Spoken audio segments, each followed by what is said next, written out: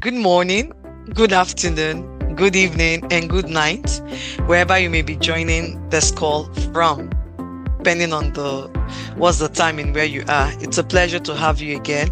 Welcome to our webinar series, our weekly webinar series on training transfer effectiveness. Welcome. And it's a continuation. So you can see we're already on the PDP model. So if you want to be able to follow up what we're doing, you need to go to our YouTube channel and watch the past videos, because we are building up. So we don't necessarily go back to what we've done before. So we are building up. So you may not be able to, sometimes you may understand, right? But it is a build up. So welcome. Let me show you my slide for welcome. So welcome. So glad you are here. So glad you're here. Myself and Samson, we are happy and we're so glad you are here. Next is introductions. Let's get to know ourselves. So what we usually do is on the chat box we type. So please just tell us your name, your role in your organization, and where you're joining in from. So your name, your role in your organization, and where you're joining in from. Do you want to do that? Because I see a lot of new faces. Titi, I see Titi. Titi, welcome. Titi is here. Titi, welcome. Femi, Femi, we've missed you so much. Welcome. Me and Titi, we've missed both of you so much. Welcome. Okay, I see. Okay, yes, Doris, welcome. Emmanuel, welcome. Do we have any new persons? Sally Wee. Hope I got that right. Sally Wee. Zungo. Hope I did get that right. Please. Okay, so Doris says I'm on the go, so I can't talk much. I'll be sending my message, my contribution through the chat. Thank you. Not a problem, Doris. Emmanuel, welcome, Emmanuel. So Emmanuel Adentwi, I hope I did get that right. Junior, same consult, team lead Ghana. Welcome, Emmanuel. So please type into chat. Thank you so much, Emmanuel. So type into chat where you're joining in from, your name, the role you play in your organization, and where you're joining in from. I know we already have some old bees. They are not newbies, they are old bees. So if you don't mind, because of the new persons, please just type into chat where you're joining in from. Okay, while I allow you to do that, let me continue. I would come to read. I'll read it. I'll just keep checking my chat box. Okay, I see a new message. Okay, yes, Femi. She's HLVP from Lagos. Welcome, Femi. She's been with us. We just missed her for some weeks. Okay, so keep it coming in. Keep it coming. This is me. Because of the new persons, I see one new person here. So because of the new person, I'll introduce myself. I think that is... Okay, she's no more here. I saw Sally Wee, if I'm not mistaken, Zungo. I can't see her again, so there's no need of introducing myself, okay? I will introduce myself. So most times I introduce myself when we have a new person, so that the person gets to know who is facilitating the session. And so the people on call now are old bees, so you already know who I am, so I'm not introducing myself again. So what we usually do at the beginning of every session is we ask from last session, so we meet here every Thursday. So from the last week Thursday till now, we always ask that you do one thing practical, one tip from everything we've learned from the previous week. What is the new thing, the thing you would do and the thing you did? Because see, learning is practice, right? Learning is practice. If you do not practice, you would forget. If you do not practice, which is what we're even talking about, training transfer effectiveness application. So if you go for training, you do not apply it, you've just wasted your company's money, wasted the organization's money, wasted your time, wasted the time of the trainers that came, right? So the same thing we are trying to inculcate in our webinars. So whatever we do every Thursday, before you come the following Thursday, you tell us what thing did you do. Like last 2 weeks, Doris read a book, got from what some of the things we're already doing. She started reading a book. That's something which is to she wanted to equip herself. So for those that, even though you're not here last week, what one thing have you done since you've been coming? So we have Doris from Head of Performance Education and Training Unit. Welcome, Doris. Okay, so for those that have been joining in, I know you may have not been here for like 2 weeks, 3 weeks. What one practical thing have you done all this while? So let's get contributions. You can either unmute your microphone or you can type into chat. I'll read it. And if you want to raise up your hand, you can, or mute your microphone and just speak. So what one practical tip have you done all this while in everything you've been learning? Who wants to share with us? Who wants to go for it? Who wants to go? People should not fall my hand in this class. Who wants to go? Okay. Okay, so no one. So that means there's no practical thing you've been doing. No one wants to go. Doris, is there something you did? Do you want to type into chat? Since you're on the go, do you want to type into chat of one thing you did? Do you want to type into chat, Doris? Okay, so let's continue. Let's continue so that we don't take too much, and let's continue.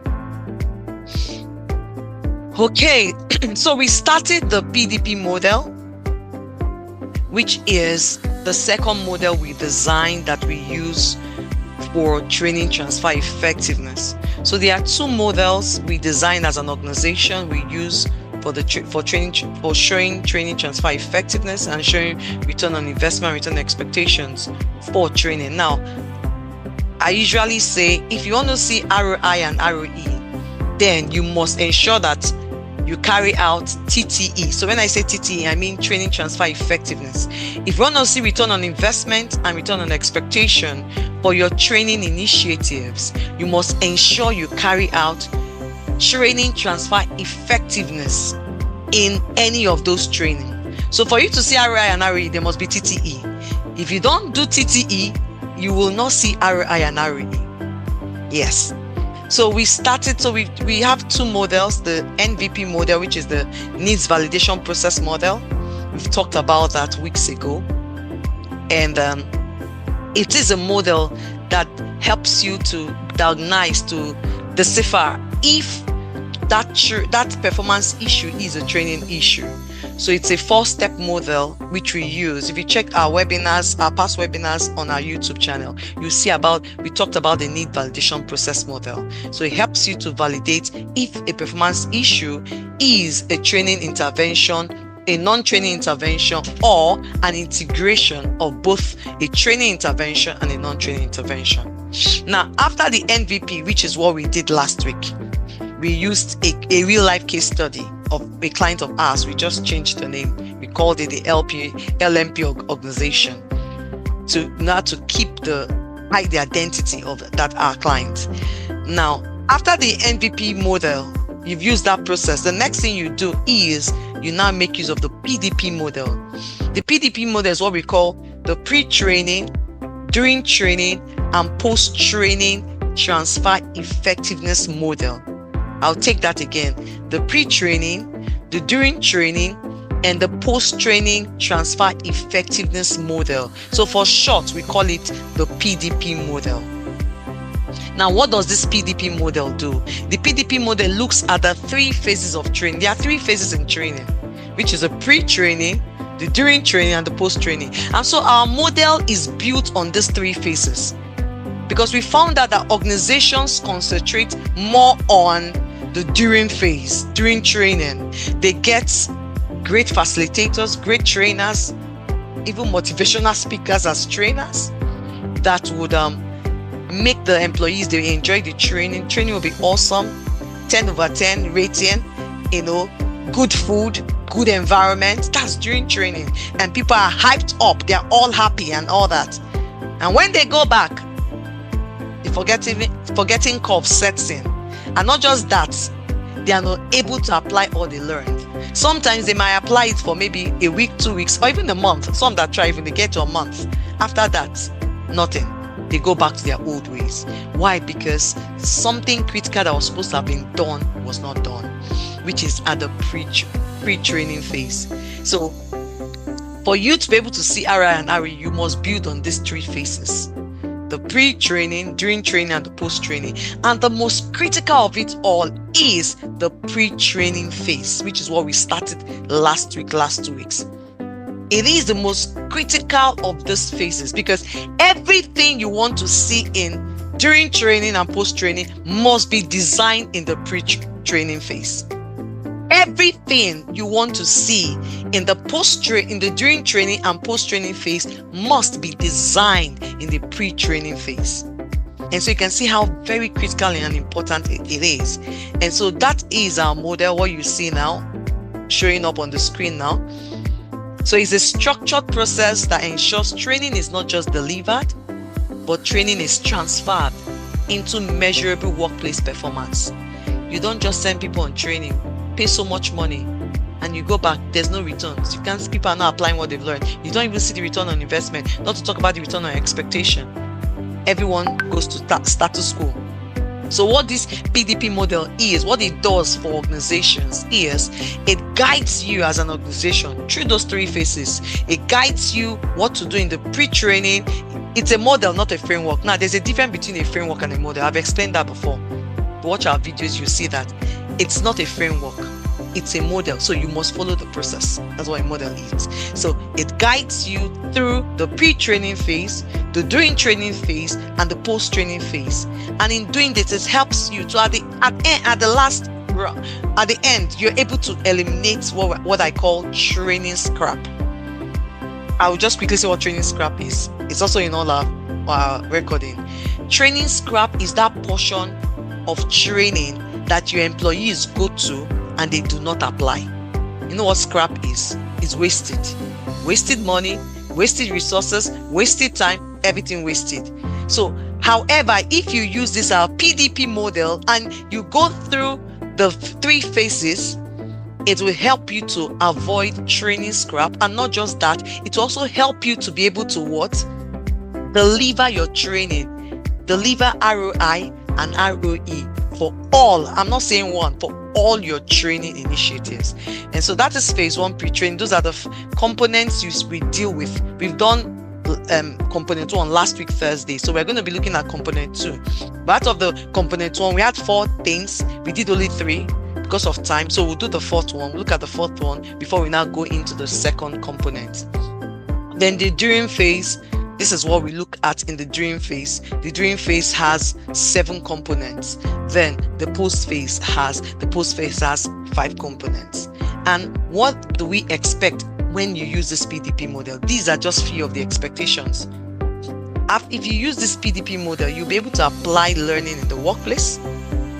You'll see that there'll be behavioral change. And this behavioral change will be aligned with what the expectations were. The expectations right from beginning. What was the return on expectations by management? What was the return on expectations even before the training started? Also, data-backed evaluation.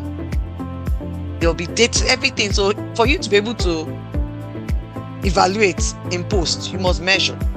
So at the beginning, which is the pre, you must measure. You must gather data which you'll be able to measure, which we're going to see in the 3rd component. Okay, then also sustain learning through structured reinforcement. That's why it's not called training, it's called training transfer effectiveness, because of the sustainability. If you go through our videos again, you see the difference between training effectiveness, training transfer, then training transfer effectiveness. These are 3 different things.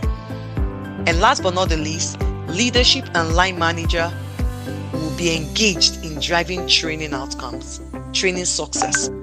Not just HR, not just L&D, everyone, all hands on board. So that is the PDP model. I just wanted to do that for those that did not join and did not know about the PDP model. So now we go to our pre-training phase. So last week we talked about the strategic planning, training, transfer, design, kickoff based on MVP insights. Now, let me make a bit of explanation, because I think it was only Doris that was here. So maybe you could also flow in this webinar. But just like I said, I will encourage you, please, anytime you want to come into the webinar, just go to our YouTube channel and watch the one before the next, the Thursday before this, the next one you want to come for. It will help you to be able to flow. Now, so a recap of what we did last week. We talked about the strategic planning, training, transfer, design, kickoff based on MVP insights. And we used a real life case study, a client we worked with early this year, in January this year. Now, we've done the MVP. MVP, don't forget what I told you MVP is. It is a model we use to evaluate, to determine, to diagnose if that performance issue is a training issue.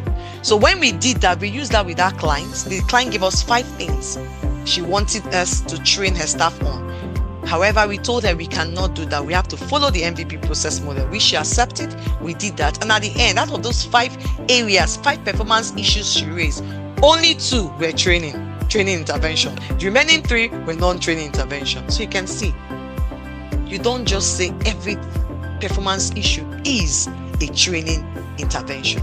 It may not be, while it may also be an integration of that. So in that, we looked at on how to design a targeted outcome-based training plan, one that aligns the training goals with the objectives of the business, which was validated through the MVP model. That was what we looked at. And so we looked at 4 things in this component. So in strategic planning, training, transfer, design, kickoff based on the MVP insights, there are 4 things we look at in this model. The first one we look at is the business objective. Now, also last week Thursday when we talked about it, the client gave us a business objective that was not smart. So we had to now redesign we had to refine the business objective to be able to, I'll see if I wrote it somewhere to share with you people, to make it smart. So that was what we did with the business objective. So the first thing we do is to review the business objective, right from MVP to now we're in pre-training, right? To see are these things we are still looking out for? Is this still what we want? Because sometimes between the MVP model duration time, and for organizations that are very, very, what's that word? They're on the go. Things may have changed. And so we look at it, we look and say, is this still the business objective you want to work on?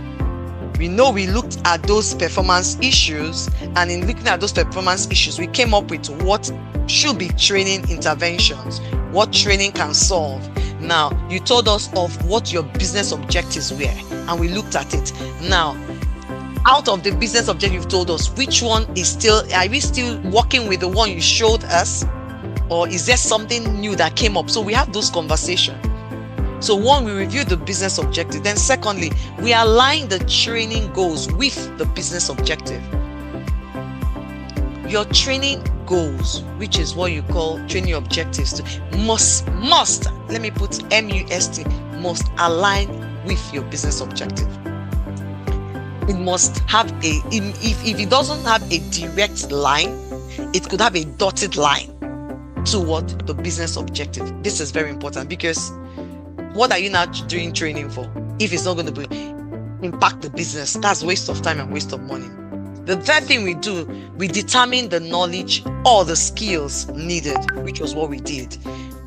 So the 2 business issues and performance issues we came up with for that company was communication and leadership. And with it, we're able to come up with training objectives for those two of them in line with their business objective. Now, the last thing we're supposed to do, we did not do because of time, was ensure that there's the right conditions are in place for transfer to occur. Now, what does that mean?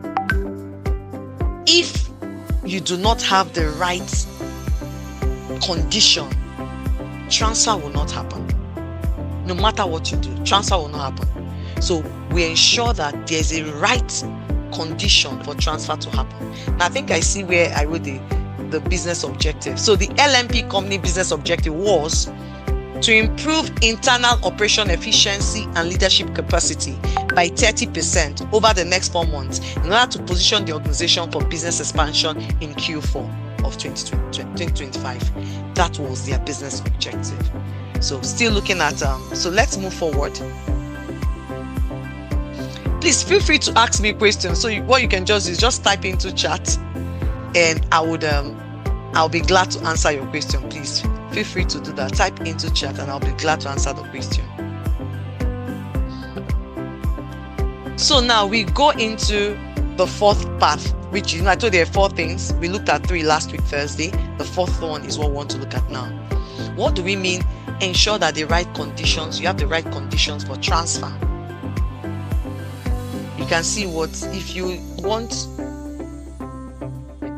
to see return on investment or return on expectation for your training, ensure that you prepare. You can see this person preparing to ensure that the plant grows well.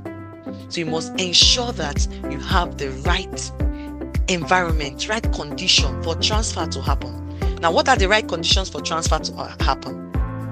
These are what we call the environmental, managerial, and organizational enablers. I'll take that again. The environmental, I call it EMO. The environmental, the managerial, and the organizational enablers that will help your employees and will ensure that your employees apply what they've learned from training. So without these things in place, the environmental, the managerial, and the organizational enablers, your people, your employees will be unable to apply what they learned when they come back from training.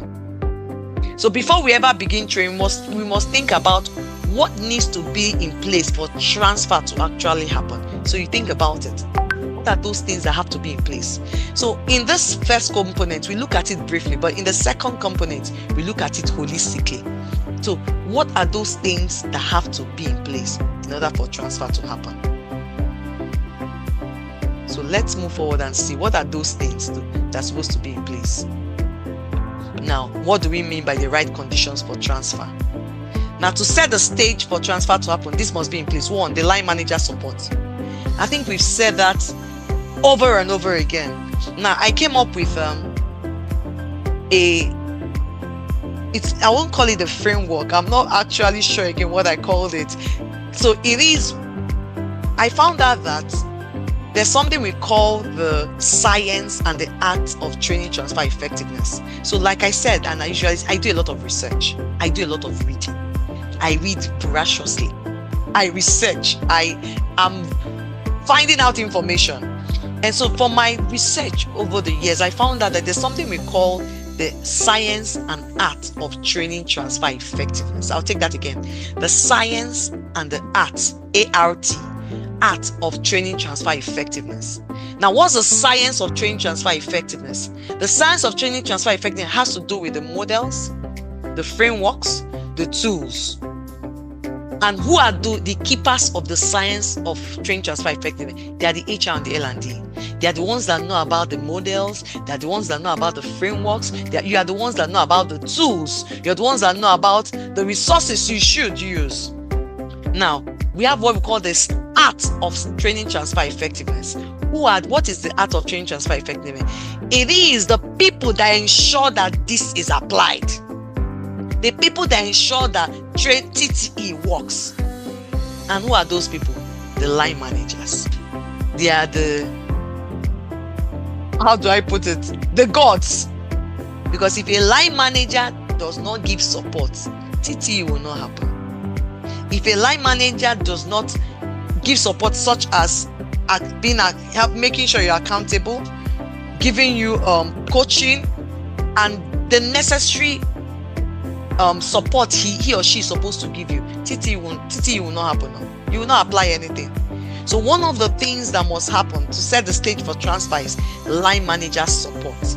So the managers, they must be aware of the training. They must be aware that they are supposed to follow up. They must be aware that they should be committed. They must be aware that they are going to coach their people. They must be aware that it's not HR that will do the work for them or L&D. It is them. It is you, line manager. You are the one that will coach your employees. You are the one that would support them. You're the one that will encourage them. You're the one that will give them the necessary tools they need. You're the one that will ensure they are committed. You're the one that... Can I go on? This is the work of what? The line manager. So one of the right conditions for transfer is one, the line manager support. We must have that. So if you notice the pictorial you have there, you see too hot, too cold, just right. We don't want it to be too hot or too cold. We want it to be just right, meaning that every condition that is necessary for transfer to happen should be in place. We should not have whereby it's only because I spoke about line manager, we work on just line manager alone. What about the opportunity to apply? What about the time and space? What about the tools and the systems? What about the cultural support? All these things are important. So one is the line manager support. Then the second thing is the opportunity to apply the learning. Now, you must give your employees opportunity to apply what they are going to learn, or what they've learned in training, and they come back. So we see situations whereby employees go for training, they come back, they do not have the opportunity to apply. They will forget. It will not work. There must be opportunity for them to apply real tax scenarios for them to apply what they would learn. And that's why in the preface, you start the design. Okay, they are going to learn, they're going for training on time management, or they are going for training on delegation. They're going for training on maybe even a technical know-how. Now, when they come back, what are those things they will do based on that thing they will learn for them? Okay, let me use a very clear example. Python. You send your employees to go and learn Python. Now they come back. They don't have how they will apply this Python they learned. Let me use myself for an example. So let me be vulnerable here. I went to learn some years back, I went to learn Python, because then when we were talking about data and all that, so I learned Python. I learned there's this other, I've forgotten it because I did not use it, but it's Python I remember very well. After learning it, there was nothing making me to use Python. There was no opportunity for me to use Python. What happened? Phew. I forgot everything I learned, everything they taught me. I was not even practicing it. So really, this is what it is.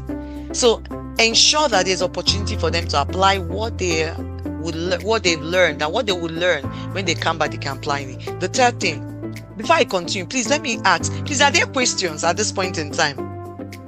From the little I've spoken, before I continue, are there questions? Is there anybody that has any question to ask? Yes, please. Okay, Manuel, please. Thank you. All right. Coach, thank you so much for the explanation. You're welcome. I want to, when you were talking about the finding out the organizational objective, I have done a training for some companies, and you want to find out from them the organizational objective, and you realize that it's not directly related to what exactly you are training them on.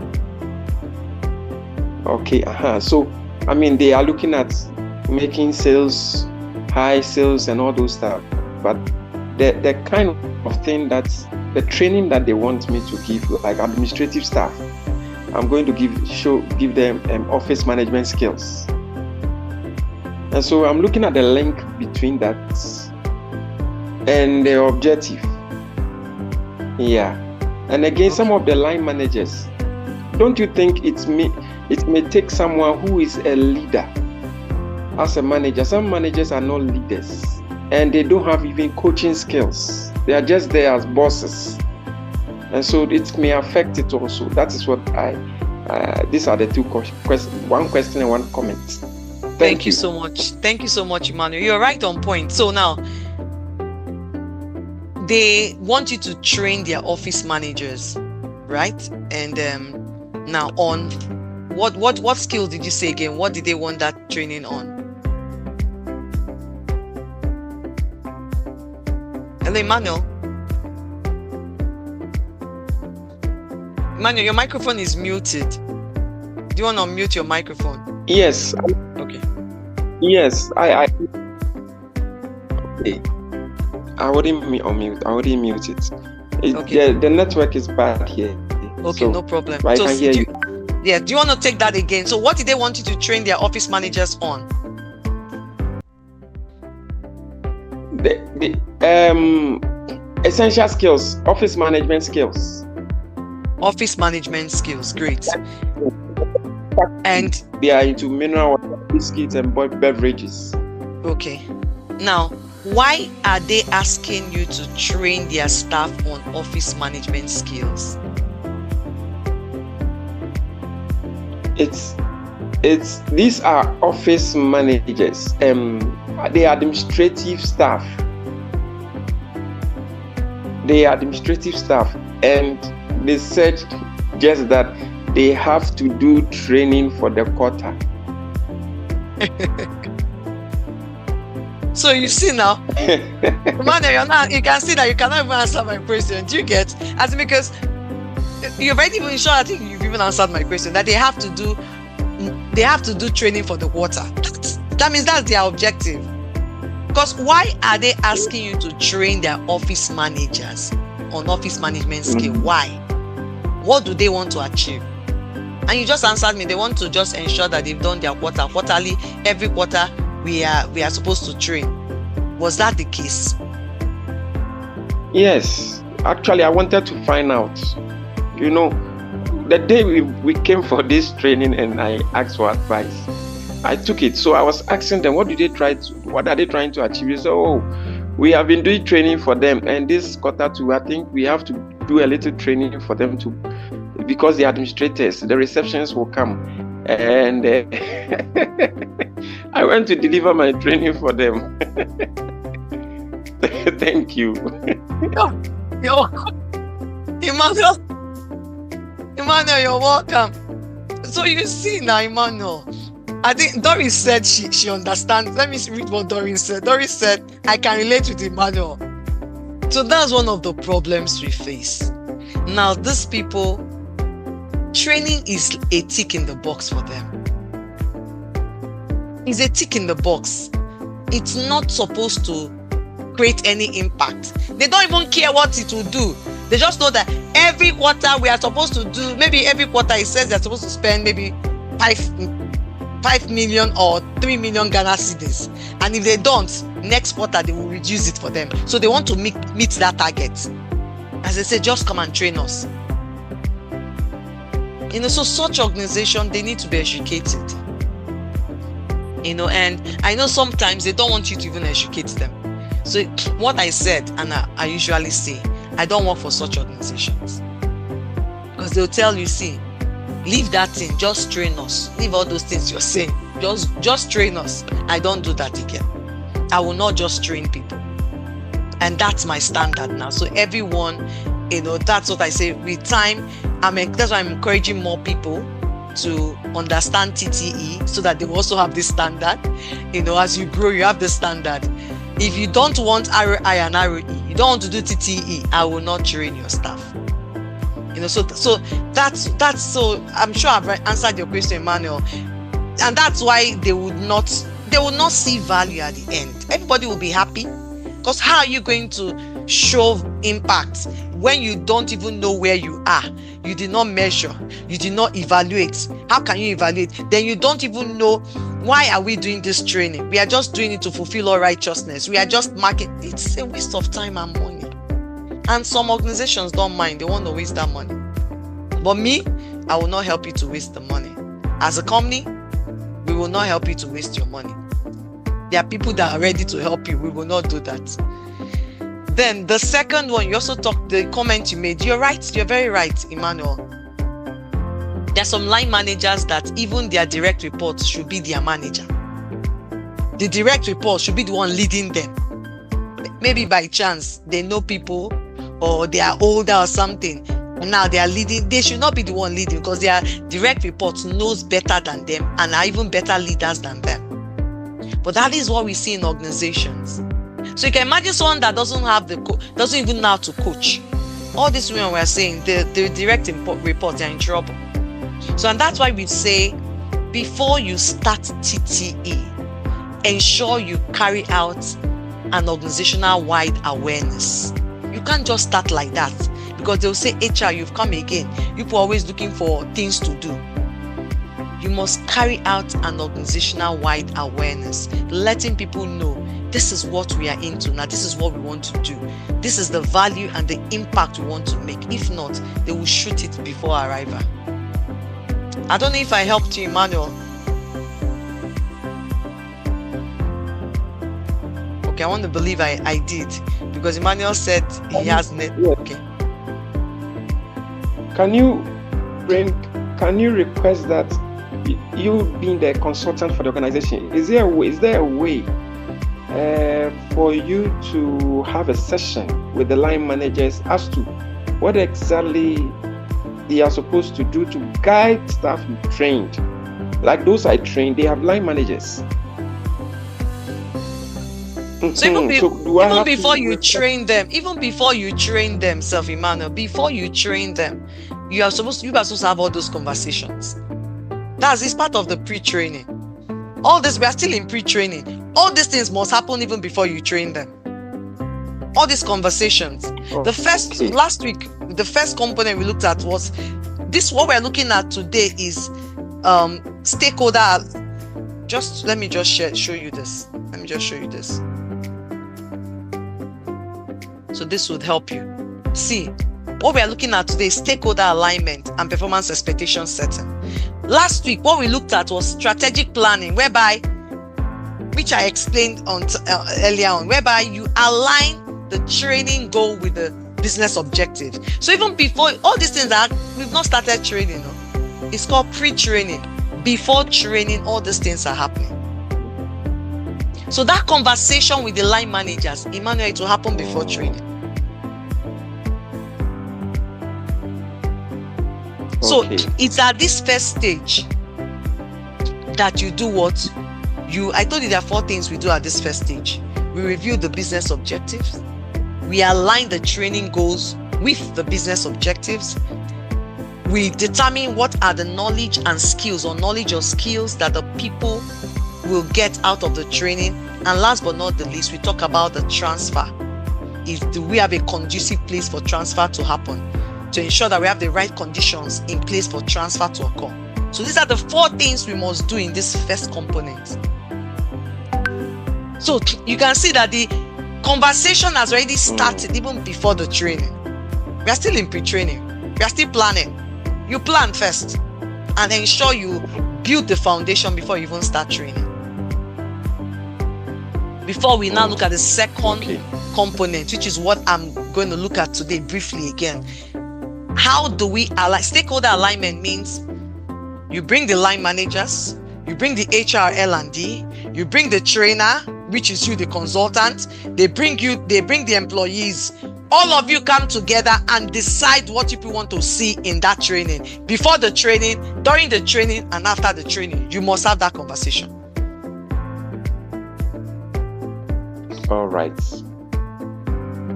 Does this help you? Yes, please. I'm very grateful. You're welcome. Okay, so let's continue. We're looking at what it means to have the right conditions for transfer. We've talked about the line manager support. We've looked at the opportunity to apply learning. Then the third thing we are looking at now is the time and space to practice. We find out that sometimes the employees, they come back, they don't have time. They don't have time to practice all they've learned. There's no time. There's no time to practice it. So before you even go for training, you must agree, all of you will agree and discuss that. Are they going to have the time to practice what they are learning? So you must create that time for them to be able to practice it and the space for them to practice. So application is built into the workflow. The workflow they will come back to see you building application. So you don't just squeeze application. It's something we just thought about. No, you build it inside the workflow, right? Then, okay, let me move further. Let me move faster now. We are still in last week's own. Then the fourth thing we look at is the tool, the system, and the resources. The tools, the system, and the resources. Do they have the tools to do the work? Are there systems in place to ensure that they're able to do the work that will support the behaviors you want to see? Are there resources necessary to support the behavior you want to see? So I just give some examples. The equipment, new dashboard, SOPs, CRM, RMA access, our Python, and that. Do we have all those things in place? Then the fifth thing is what we call cultural support. Does the team, will they encourage feedback? Do they encourage continuous improvement? Do they encourage experimentation? Will they be open to receive feedback? So you must talk about the support from the team and the organization. So when we say ensuring the right conditions, we are talking about more than logistics. We are talking about transfer enablers, not do they have food? Do they have the venue? No, that's not what we are talking about. We are talking about transfer enablers. And so even the most well-designed training will fail if some of all these 5 things I talked about is not in place. There are more, but this 5th one is not in place. The manager doesn't care. The system blocks the person performing that new behavior. The employee has no opportunity to apply what they've learned. Transfer will not happen. Transfer will not happen. So these are the conditions that must be forecasted and accounted for in the first component. The 4 of them, I just did the 4th one. The 3, we did it last week Thursday. So watch our YouTube, you see the 3. There's the 4th one. So these 4 things must be forecasted. They must be accounted for in the first component.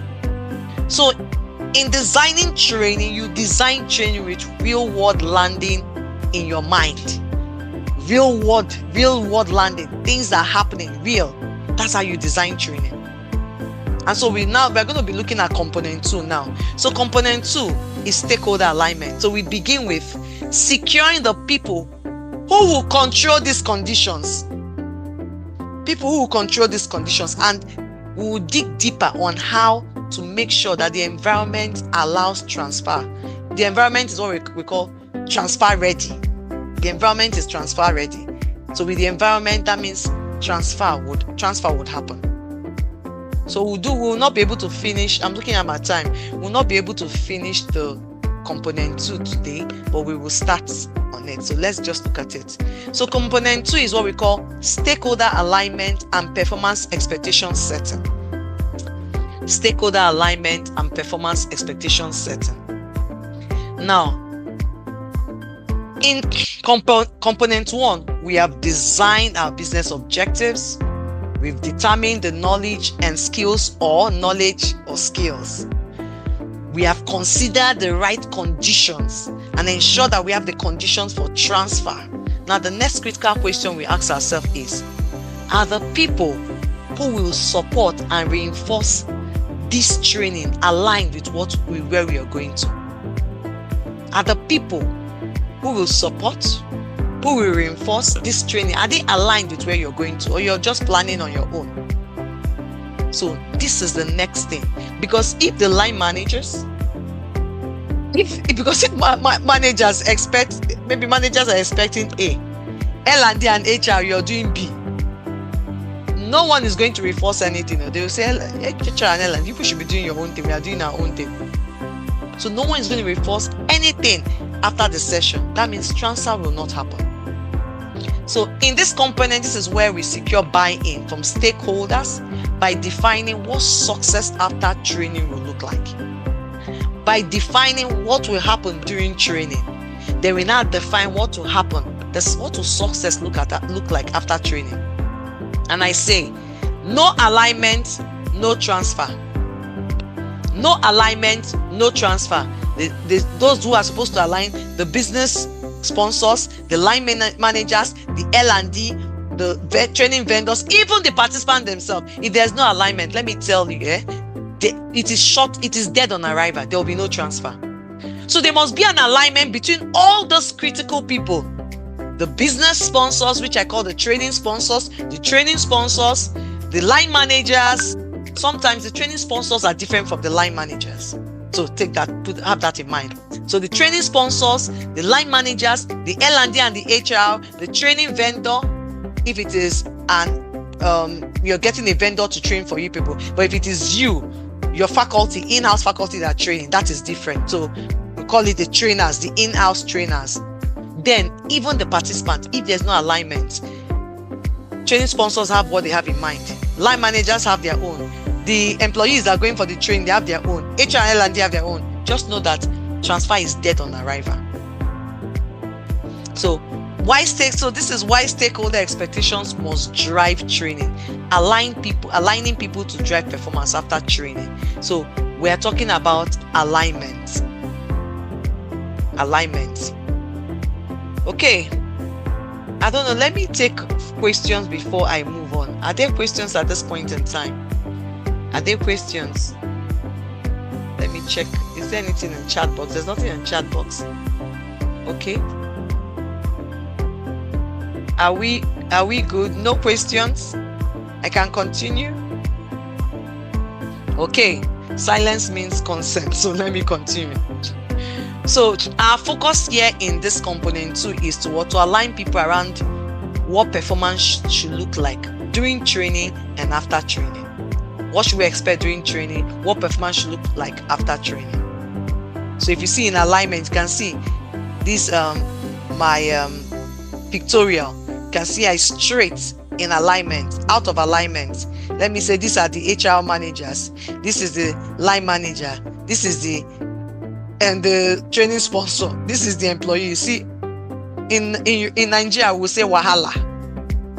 Wahala, there's problem. Wahala means problem. There's problem. So what we try to do here in this component is you ensure that all the stakeholders are not just aware, are not only aware of the purpose of the training, but they sign up a commitment that they are committed to ensure that they reinforce whatever the participants, these people, employees, when they go for training and when they come back, they are going to reinforce it, and they will ensure that application is done, and they will ensure that they measure impact. So they must be committed to that. Okay. So still on number 2, what this component is about. Who are these stakeholders? Okay, I've talked about this before. These depending on your organization, and depending on the training you're doing, these are some of the stakeholders you can have. The business sponsors, line managers, L&D and HR, training vendors, then even the participants. The key message here is stakeholder alignment isn't just awareness. Please, it's not just awareness. I'm not talking about awareness. Stakeholder alignment isn't just awareness. It is agreement. It is commitment. It is saying we will reinforce the learning. We will reinforce application. It is shared ownership of the training outcome. Shared ownership of the training outcome. That is what this second component does and looks at. Now, what must be aligned? The expected behaviors you want to see, the performance metrics, the KPIs, the strategic business outcomes. Okay, let me pause this.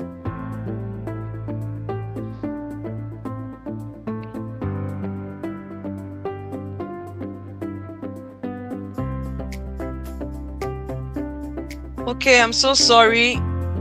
Hello everyone, I'm so sorry. My internet went off. Oh, I'm so sorry about that. So let me put up. That's okay. Thank you. So let me pause the recording so that I can put up let me pause it. Let me wait and pause the recording so that I can put up my screen again.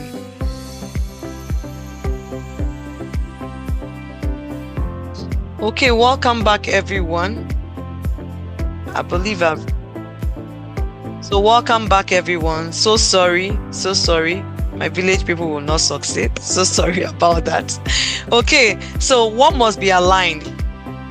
The expected on-the-job behaviors you want to see, the performance KPIs that you want to see, that you want to the employees to have, to use to measure the strategic business outcomes and the roles in post-training support. All this must be aligned. So in component 1, we asked what does the training need to achieve. In component 2, we asked who needs to support it, and what are they expected to help to produce that support. Because when people are aligned before the session, they are engaged after it. But if people are not aligned before the session, they are not. So we will go deep into it. We'll continue next week on this second component. I'm looking at our time. So next week we'll continue on this component. So at this point in time, let me ask, what are the questions you have for me at this point in time? What are the questions you may have at this point in time? So it is time for Q&A, questions and answers. Is there anybody that has a question? What are the questions you may have for me at this point in time?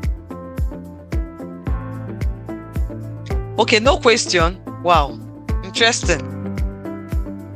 So there are no questions. Okay. So if there are no questions, let me move ahead.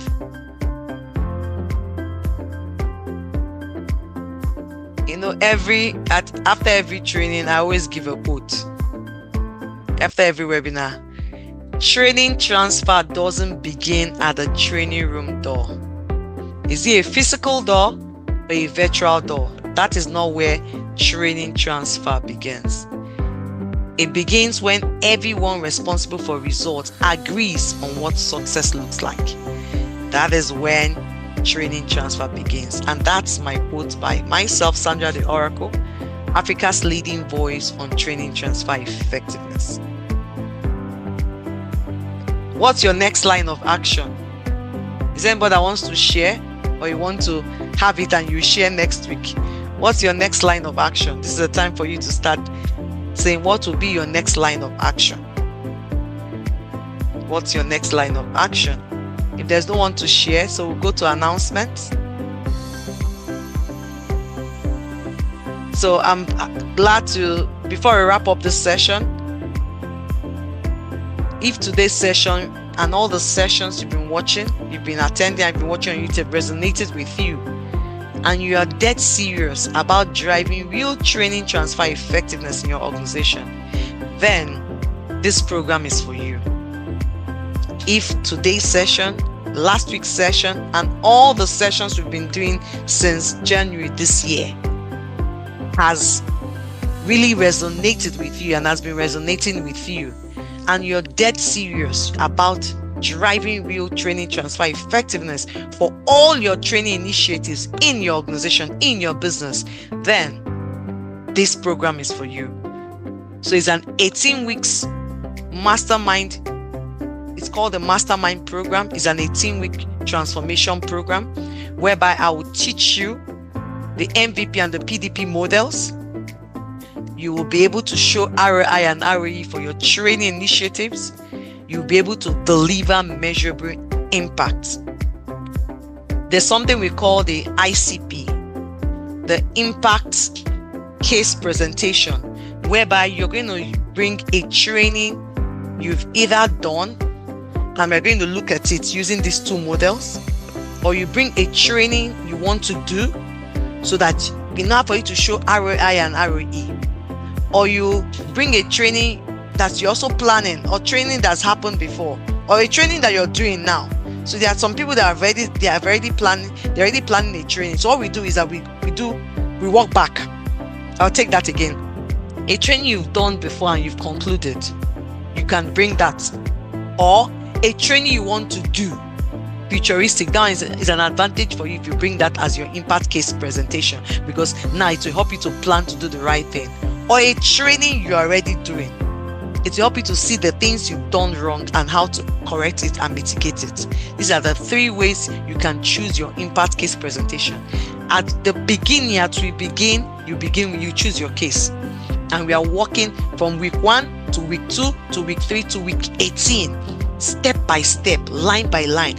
After week 1, you have assignments to go and apply what you've been taught under your training, the impact case you've taken. We call it a capstone project you've taken.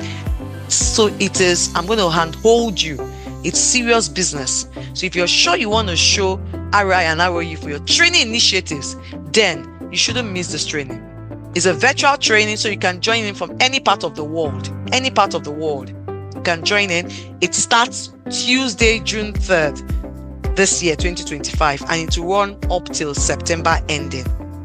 And before you finish that, you will show your RI and ROE for your training initiative. So do not miss this opportunity. So send us a message with the subject Mastermind to info@mbrandconsultinggroup.com, and those are our numbers. You can reach us on.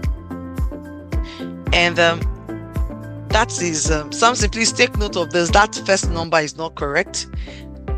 I think that should be 5915657. Thereabout. That should be what it is. But just send us an email. So this is not for the passive, it is for the bold. So we look forward to seeing you on this.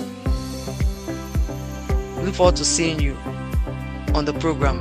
And also, we are proud to also let you know the big news. If you follow me on LinkedIn, you would have been hearing it on LinkedIn. The International Training Transfer Effectiveness Conference is being hyping on LinkedIn because it is the first ever conference on training transfer effectiveness. Someone I respect so much said something to me on LinkedIn, and I was so happy and I was so proud of myself. His name is Paul Matthews. Check him out on LinkedIn. He's one of the godfathers, veterans in L&D. He's the one that I read about the elephant. He says a lot of L&D and HR people, they don't want to tackle the elephant in the room. And guess what he says? Sandra, he said, I'm happy now that the elephant, I can't quote him because it's on my LinkedIn. So let me just summarize what he said. He said, I'm happy now that the elephant is being looked at. And I was like, yay, Paul Matthews said that. I said, yes, Paul, yes, that's what we are doing. The elephant is being looked at now, right? So this is the conference is happening in Lagos, Nigeria, November 13 and 14, 2025 at the Lagos Oriental Hotel. By the way, it's a hybrid conference, meaning that if you are in Ghana and you don't have enough money to spend coming all the way to Nigeria, be rest assured, it's hybrid. So you're going to join virtually, and everything those physically are viewing except the food. Yeah. Everything they are doing, every participation, every experience they're going to have, you will have it virtually, just like you will not eat the food with us, because we're going to have a la carte or a la carte, yes, that's the word, during those 2 days, right? And after that, we're going to have an after dinner. I think fingers or something. I don't know what my people are planning on the second day. At the end of the second day, we're going to just have a little get together and all that, right? That's what you will not have. But every other experience you would garner it at, even though you join us virtually. So go straight to our website, www.itteconference.com, and register for this conference. Enjoy this early bird, because after the early bird, which ends by next month, it goes back to the amount it's supposed to be. So you can join us virtually. Are you in Tanzania? Are you in Uganda? Are you in USA? Are you in London? Are you in Germany? Are you in Switzerland? Are you in Austria? Are you in Kenya? Wherever you are, you can join us and you have the same experience. I see something on the chat box. Okay, Titi, yes, Titi is not for the passive, but for the bold. You can say that again, Titi. Yes, it is. The mastermind is not for the passive, it is for the bold, yeah, because it's a lot of work. I found out that L&D and some L&D and HR, they are lazy. I'm so sorry, I have to say this. They are lazy. They are lazy. They don't want to do the work. So it's not for the passive, it is for the bold. And so I want to show us, these are some of the speakers. So we have We are expecting 22 speakers. We have confirmed 12 speakers already. So 10 to go. 10 to go. We have 12 speakers confirmed already. Before the end of this month, we should have our remaining 10 speakers confirmed, and you see all 22 of them. So I'll be there. I'm the host, the convener. I will be there. I'll be speaking on these 2 models. The keynote speaker is Melanie Martinelli. She's coming all the way from Switzerland. Melanie has already bought her ticket. Yes, so she's coming all the way from Switzerland. She's the CEO of Institute for Transfer Effectiveness, where I am the transfer enabler for Africa. I represent them for Africa. So I'm proud to represent them. She'll be coming in. Tom Meyer is coming all the way from Chicago. Tom is in charge, is the director of the Center for Accelerated Learning. What Tom does, the certification he does has to do with the doing phase. It makes training as creation, not consumption. It's awesome, wonderful. And we have other people joining us from, we also have Anna Langita. Anna is coming all the way from Germany, and others are Nigerian based here. So do not miss this, do not miss it. And something else I don't want you to miss again is what we're going to be doing. So there is exclusive discount, huge discounts on those that are at only the ITech 2025 attendees.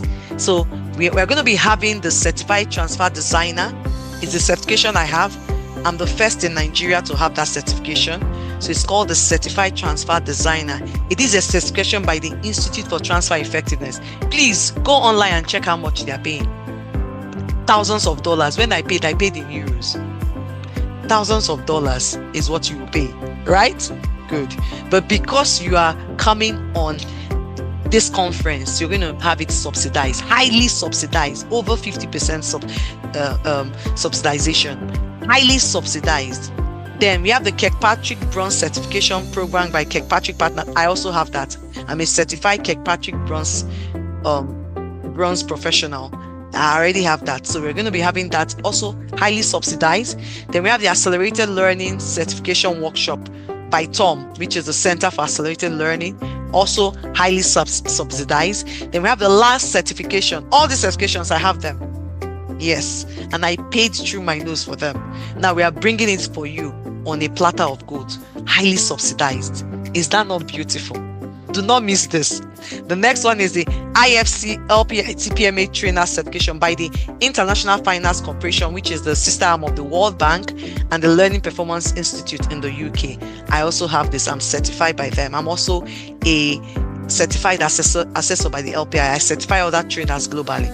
So I'm sure you don't want to miss this certification. If you calculate all the amount, check all of them, go to their website, check how much they will charge you. Now we're telling you, we are giving you at a subsidized rate. Only if you come on iTech conference only. Yes, Emmanuel, this is a very great opportunity for us all. Yes, it's a great opportunity for all of you. It is a great opportunity. Lastly, what is the action plan? So you have to try out one practical tip this week and share your experience with us next week. That's what we usually do. Try out one thing and share with us next week. Old ways won't open new doors. Old ways won't open new doors. Please, I always say this. Old ways won't open new doors. Success, you want results. Stop giving excuses. Some people will say, 18 weeks is too long. 18 weeks is too long. Let me speak like in Nigeria. Now you sabi. Some people will say, the money is too much. Now you sabi. The money is, what we are charging is nothing, because we found out that in Africa, that this is a big problem in Africa. A lot of people do not know about it. They don't even know how to show RI and OE, even trainers themselves. So we decided to make this something. After this first call, the next will be very expensive. It's so cheap, just $550, just for 18 weeks. That is too cheap for an 18 weeks program. We're even thinking that we're going to increase it very soon. After this cohort 1, cohort 2 will increase it. So do not miss this. Success doesn't come cheap. It comes with hard work. Are you willing to pay the price for success? The choice is yours now. What will it be? Success doesn't come cheap, but we are giving you the mastermind cheap. Do the mastermind so that you would do the hard work in the mastermind, because it takes hard work in mastermind. It's not just like what it is said. It's not for the passive. You're going to work, because you're going to have to learn to take. You're going to read their books. One of them, I don't know if you can see this book. Okay, because of this, you may not be able to see the book. Okay, I'm sure. Yeah, it's showing now. It's by Ina Webuhin. Please, if you do not have, that's part of the books. For those that will be on the program, you have to buy the book. But even if you're coming for the conference and you're doing the certification, you will get this book free. It's called What Makes Training Really Work. It's the 12 levers of training transfer effectiveness. This book helped me. This book, in short, let me not talk too much. This certification helped me so much. So the choice is yours now. What will it be? And on this note, I just want to say, finally, be happy and feel good about yourself always. Be happy and feel good about yourself always. And on this note, I say thank you, everyone. Thank you for joining me today. Thank you for joining myself and Samson. Thank you for joining our company, M-Brand Consulting Limited. I remain Coach Sandra Enacho, aka The Oracle, Africa's leading voice on training transfer effectiveness. That's my mobile number. That's my LinkedIn. Connect with me on LinkedIn, IG. I can't remember the last time I went to IG. I do LinkedIn more often. However, please connect with me on LinkedIn, on IG, and on X. Then that's my email address. And at this note, I just want to stop and see their questions. Thank you so much, Emmanuel. Very grateful to you too, Emmanuel, for even coming. Thank you for coming. So let me stop sharing. And are there questions, anything you want to ask on the mastermind or even on the conference before we close the curtain and say good night for today until we see you again, same time next week, Thursday? Yes, I just remember something. We're having the breakfast meeting. I'll be in Ghana next week. Yeah. We're having in as a follow-up of our conference, we're having breakfast meetings all over different countries in Africa. So we're going to be doing Ghana next week, on the 29th, May 29th. So if you're an HR manager, HR L&D leader, CEO in Ghana, write to us, because it's strictly by invitation. Yes, strictly by invitation. We just have few slots, only 42 people. No, less than 42, because we already have people signed on. So we'll be having it in Ghana, breakfast meeting in Ghana on Thursday, May 29th. So I'll be in Ghana next week in preparation for that breakfast meeting. And the next breakfast meeting we'll be having is in Lagos on Friday, June 20 at the Lagos Oriental Hotel in Lagos. Then the next one we'll be having again is in July, from July 7 through July 15 in Kenya and Rwanda. So we are going around African countries to share, to sensitize, and to let people know about TTE, training transfer effectiveness. So if you're in any of those countries, please reach out to us and let's see how to connect. So since there's no question, no contributions, I just want to say thank you so much, everyone. Thank you, Titi. Thank you, Femi. Thank you, Doris. Thank you, Emmanuel. Thank you, Samson. Thank you for joining in. And I wish you all a beautiful night rest. See you same time next week, Thursday. And go and start doing something. Thank you, Coach Sandra. Thank you, Titi. Go and start doing something. One thing or the other. Go and start doing something. Let there be small tips, TTE, anything. Just go and start doing something. Okay, good night, everyone. Bye.